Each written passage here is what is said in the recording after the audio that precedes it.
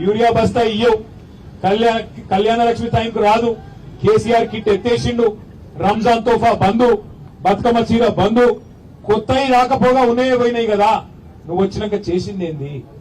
సిగ్గు లేకుండా తెల్లారి లేస్తే బూతులు మాట్లాడడం, తెల్లారి లేస్తే డైలాగులు కొట్టడం, పనికి మాలిన పనులు చేయడం తప్ప ఒక్క మంచి పని. ఈ మధ్య ఇంకా కొత్త రాగం అందుకున్నాడు. 1 కోటి మంది మహిళల్ని కోటీశ్వర్లు చేసి నాకు ఇచ్చిపెట్టాడట.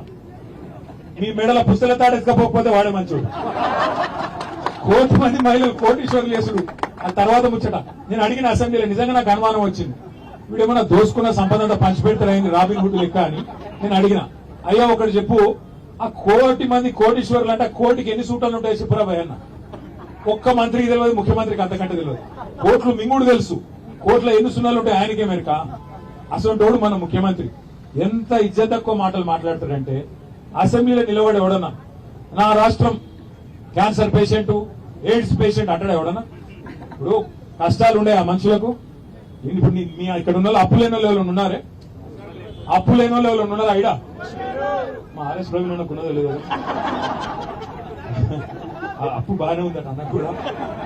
అయితే అప్పున్నా లోపల నొప్పున్నా ఏమున్నా నీకు పొక్కున్నా మీకెళ్ళి మాత్రం కడకంగా చేసుకుంటామా లేదా? ఎందుకంటే బయటికి వెళ్తే ఆ తెల్లంగి చూసానే కూడా కొత్త అప్పించోడు ఇవ్వాలి, లేకపోతే ఎవడిస్తాడు మన ఎవడు తెస్తాడు. కాదురా భయ్ నేను మొత్తం అయిపోయింది, నేను దివాలా తీసిన, నా బతికే అన్యాయం అయిపోయింది.